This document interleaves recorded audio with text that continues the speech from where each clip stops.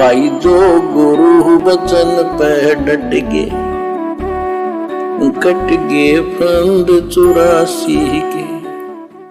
कबीर पात्र कुपात्र विचार कर भिक्षा दान जो लेत, नीच अकर्मी सोम का दान महादुख देत।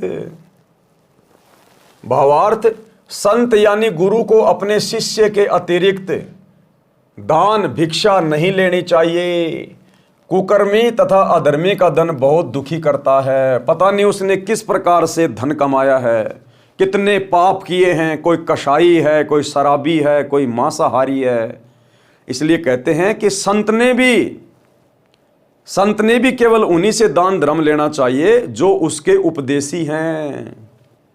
तो सोचिए भाई और बहनों, हम भगतों के लिए कितने जबरदस्त नियम होंगे। हमने तो भूल कर भी किसी का दान नहीं लेना चाहिए, भूल कर भी हमने किसी से पैसे नहीं लेने चाहिए। उधार लेने से भी भगत को बचना चाहिए सतगुरु की शरण में आने के बाद। ना जाने वो व्यक्ति क्या क्या कर्म करके धन कमाता है, उसके ऊपर तो 3 लोक का पाप है भार।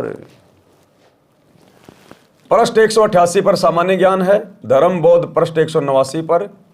कबीर इंद्री तत्व प्रकृति से आत्म जान पार, जाप एक पल नहीं छूटे टूट न पावे तार। आत्मा को 5 तत्व से भिन्न जानो, शरीर आत्मा नहीं है, निरंतर सतनाम का जाप करें कि मैंने शरीर छोड़ के जाना है। ये शरीर मुझे केवल यहाँ भक्ति करने के लिए मिला है। मैंने अपनी आत्मा को शरीर के माध्यम से भक्ति करके शक्ति युक्त करना है, मैंने इसको तैयार करना है। तो ज़्यादा से ज़्यादा ध्यान और समय परमात्मा की भक्ति में।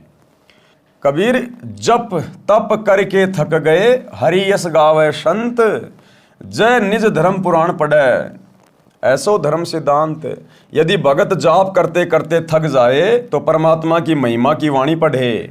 यदि याद है तो गाए या अपने धर्म की पुस्तकों को पढ़े। ये धार्मिक सिद्धांत है। धर्म बोध पृष्ठ 190 का सारांश। कबीर ज्ञानी रोगी अर्थार्थी जिज्ञासु ये 4, सो सब ही हरि ध्यावते ज्ञानी उतरे पार। परमात्मा की भक्ति 4 प्रकार के व्यक्ति करते हैं।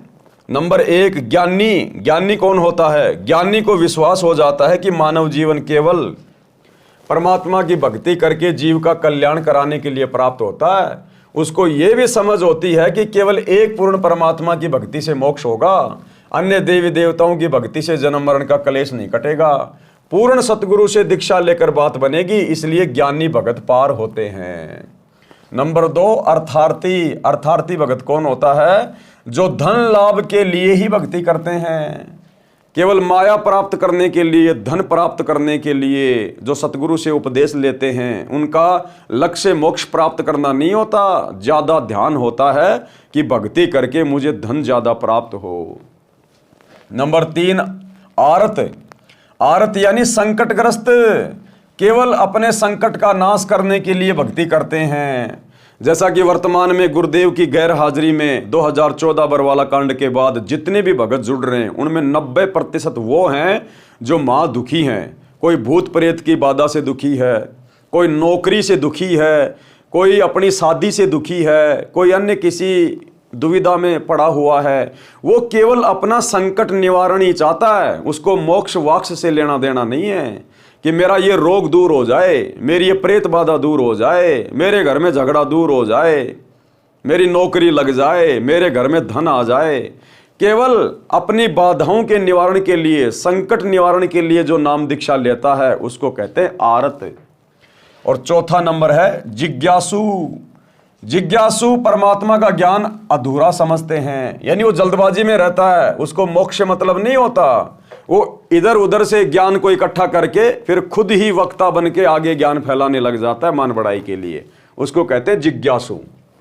जिज्ञासु परमात्मा का ज्ञान अधूरा समझते हैं और वक्ता बनकर महिमा की भूख में जीवन नाश कर जाते हैं। यही प्रमाण गीता अध्याय 7 श्लोक 16-17 में भी है। धर्म बोध पृष्ठ 191 का सारांश। कबीर क्षमा समान ना तप, सुख नहीं संतोष समान, तृष्णा समान नहीं व्याधि, धर्म ने दया समान। परमेश्वर कबीर जी ने कहा है कि क्षमा करना बहुत बड़ा तप है। यानी हर आदमी हर किसी को माफ नहीं कर सकता, क्षमा नहीं कर सकता। उसके अंदर वो बदले की ज्वाला भड़कती रहती है। तो गुरुदेव कहते हैं यदि आपने भगत बन के भक्ति करनी है और आपके साथ चाहे कोई कितनी ठगी करे, कितना ही बुरा व्यवहार करे, आपने अपने मन में उसके प्रति दोष नहीं रखना है, उसको शत्रु भाव से नहीं देखना है, उसकी छोटी बुद्धि को देखते हुए कि बालक बुद्धि का आदमी है, इसको ज्ञान नहीं है, हमने उसको माफ कर देना है। हमने याद भी नहीं रखना उस लड़ाई झगड़े को, उसकी उल्टी सीधी बातों को, उसके कुवचनों को हमने भूल जाना है। एक शत्रु एक मित्र है, भूल पड़ी रे प्राण, यम की नगरी जाएगा शब्द हमारा मान। हमने किसी को अपना शत्रु नहीं मानना। यहाँ पर कोशिश करनी है परमात्मा से प्रार्थना करके, ज्ञान को आधार बना के। तो गुरुदेव कहते हैं क्षमा करना सबसे बड़ा तप है। जिसको क्षमा करना आ गया, समझो उसको भक्ति मार्ग पर चलना आ गया, क्योंकि क्षमा हर कोई नहीं कर सकता। क्षमा करने के लिए बहुत बड़ा दिल चाहिए, क्षमा करने के लिए बहुत ज्ञान चाहिए, धैर्य चाहिए, गुरु का आशीर्वाद चाहिए। तो क्षमा बहुत बड़ा तप बताया गुरुदेव ने। परमेश्वर कबीर जी ने कहा कि क्षमा करना बहुत बड़ा तप है, इसके समान तप नहीं है। संतोष के तुल्य कोई सुख नहीं है। घर में किसी चीज का अभाव है तो दुनिया की देखा देखी हमने जड़ना नहीं है, हमने संतोष धारण करना है कि मेरे भाग्य में जितना था मेरे गुरुजी ने मुझे उतना ही दिया है, क्योंकि मेरे लिए इतना ही सफिशिएंट है, यही मेरे लिए हित में है। और यदि कभी आवश्यकता पड़ी तो मेरा गुरु मेरे से दूर थोड़े ना है।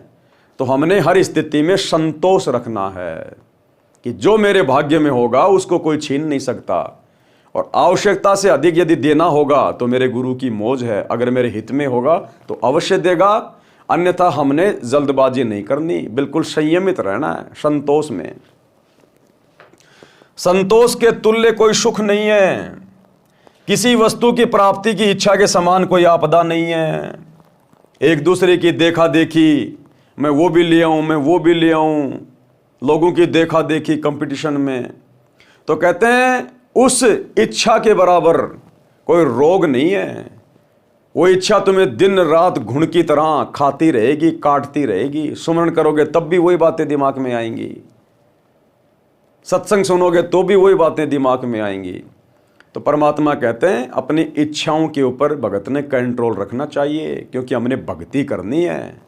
और भक्ति करने के लिए हमने बड़े बड़े मकान की जरूरत नहीं, बड़ी बड़ी गाड़ियों की जरूरत नहीं है, संपत्ति की जरूरत नहीं है। मुंह में जुबान की जरूरत थी, वो परमात्मा ने दे दी। समस्त शरीर की जरूरत है, वो परमात्मा ने दे दिया। तो हमें तो वो संपत्ति मिलने जा रही है जिसकी हम कभी कल्पना भी नहीं कर सकते थे। इसलिए हमने यहाँ काल की नश्वर चीज़ों की हमने मन में इच्छा नहीं रखनी है। हमारे भाग्य में होगा तो गुरुदेव अवश्य देगा, भाग्य में नहीं है और यदि हमें आवश्यकता है तो भी हमारे गुरुदेव समर्थ हैं, अवश्य वो वस्तु हमें उपलब्ध करवाएंगे। इसलिए हर स्थिति में हमने संयमित होकर अपनी इच्छाओं पे कंट्रोल करके भक्ति मार्ग पर आगे बढ़ना। जो गुरु बचन पे डट के कट गए फंद 84 के, कट गए फंद 84 के, कट गए फंद 84 के।